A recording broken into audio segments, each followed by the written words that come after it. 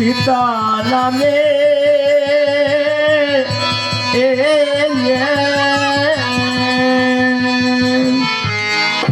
আমি জনমে দক্ষিণী সীতায় আমি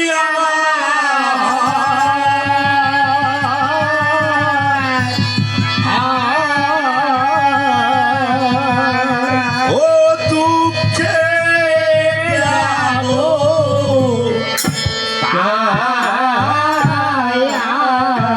সীতা নামে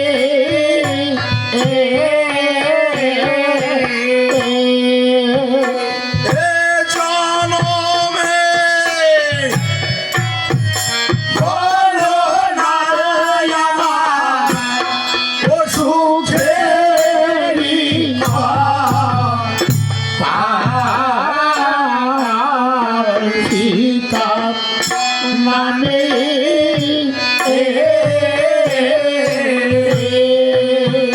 জনমে দুঃখিনী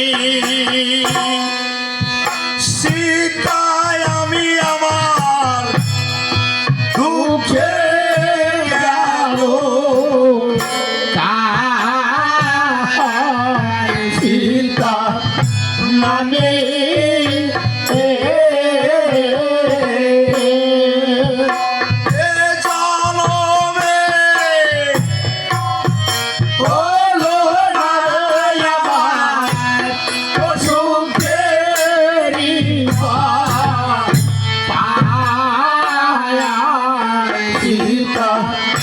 মানে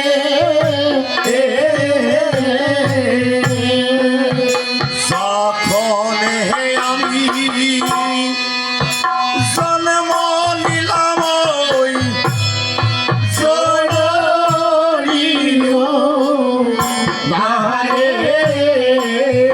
সীতা নামে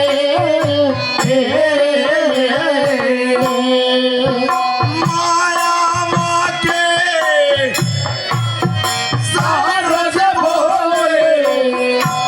ও ভাষা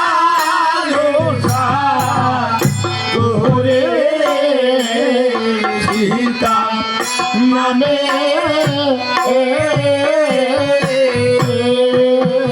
হাসিতে ভাই শীতে গেলাম আমি মিথিলা গোরে সীতা মানে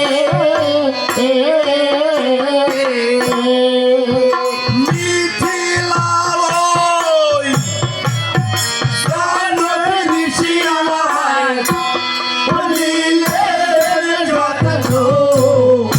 ওরে সীতা নামে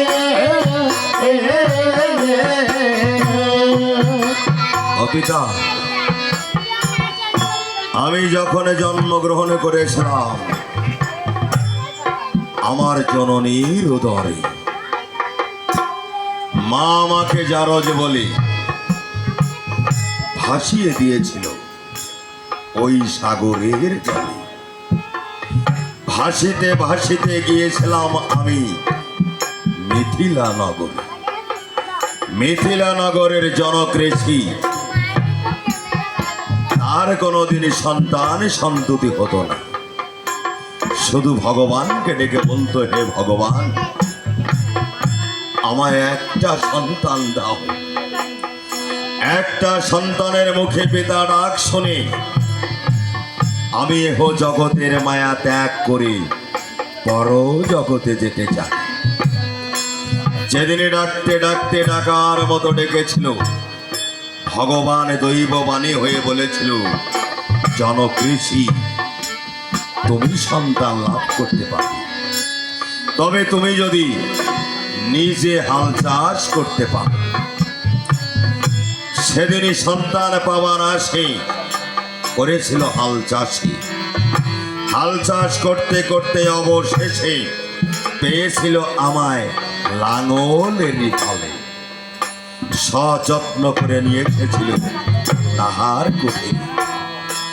গৌতম মুনি এসেছিল তার কুষ্টি লিপিবদ্ধ করতে।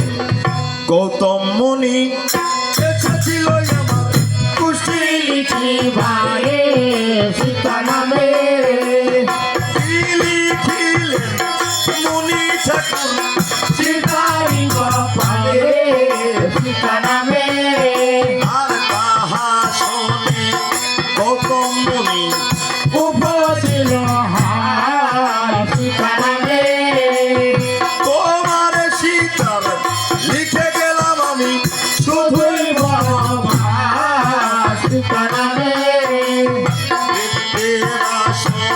পণ্ডিতেরও অমৃত লহরী সীতা নামে রামানন্দে কত ভরে সবাই বলু হরি হরি কেউ নামে করা বলে তার দুঃখ তো আর যাবে না সীতা নামে এ অপিতা তারপর কি হলো জানো? আমার বয়স যেদিন একে একে 14 বছর অতিক্রম হতে চলল, স্বর্গের দেবতাগণ একত্রিত হয়ে এসে আমার পিতাকে ডেকে বলল, জনকেশী,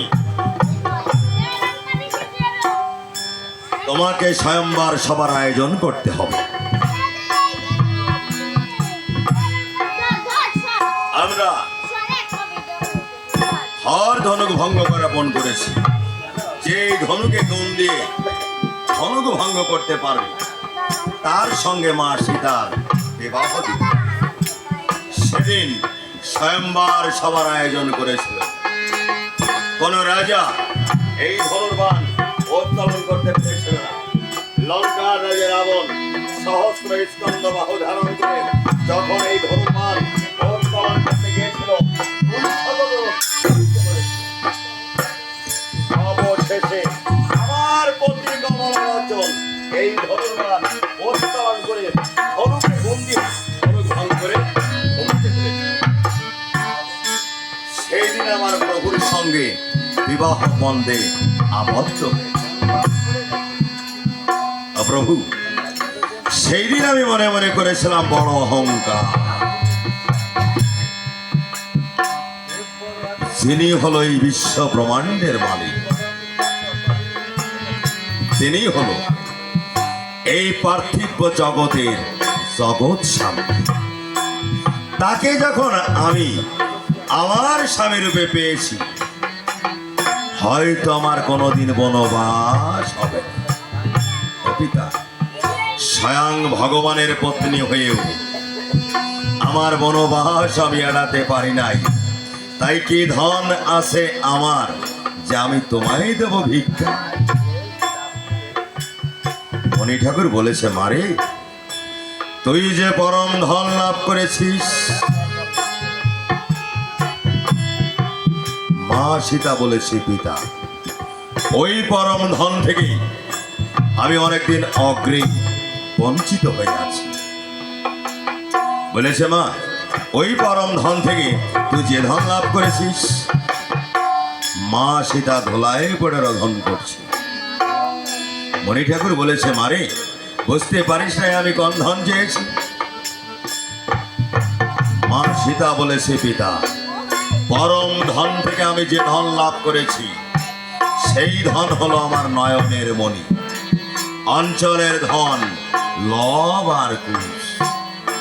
এই লব কুশকে ভিক্ষা দিয়ে থাকতে পারবো না একাকী আমি এই কুঠি। তখন বলেছে, মা, 3 দিনের জন্য আমায় ভিক্ষা দিতেই হবে। বলেছে, 1 নিমিষের জন্য নয়। মণি ঠাকুর প্রধান্বিত হয়ে বলেছে, মা, স্বেচ্ছায় যদি লবকুশকে ভিক্ষা না দিস, তাহলে তোর অযোধ্যাবাসীগণ, অযোধ্যার একে 4 রাজন লব আর কুশ এবং তোকে, তোদের সবাইকে একত্রিত করে অভিশাপের আগুনে পুড়িয়ে একেবারে ভস্মীভূত করে দেব।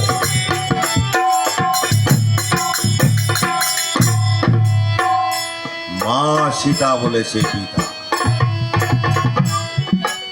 এই অভিশপ্ত জীবনে আমি আর অভিশাপ চাই না। হয়তো পাপ করেছিলাম আমি, আমার কর্মের ফল ভোগ করতে পারে না। আমার অযোধ্যাবাসীগণ আমার কর্মের ফল ভোগ করতে পারে না। আমার একে একে 4 রাজন আমার কর্মের ফল ভোগ করতে পারে না। আমার নিষ্পাপ শিশু লব আর কুশ, ওই যে অদূরে লব কুশ খেলাধুলা করছে, যদি স্বেচ্ছায় যেতে চায়, অর্থাৎ স্বইচ্ছায় যদি তারা যেতে চায়, তাহলে তুমি নিয়ে যাবে। আর যদি যেতে না চায়, কোনো রূপ আমার লবকুশকে আমি দিতে পারবো না। তখন বলেছে, মা যদি যেতে চাই তাহলে তো দিবি। বলেছে, হ্যাঁ। লবকুশ বলে যখন ধ্বনি করেছেন, এই ধ্বনি কুশের কর্ণে পৌঁছে গেছে। কুশ লব দাদাকে ডেকে বলেছ, দাদা ওই দেখো না মায়ের কুঠিরে আমাদের দাদু এসেছে, চলো না এখন আমরা খেলাধুলা রেখে দাদুর চরণে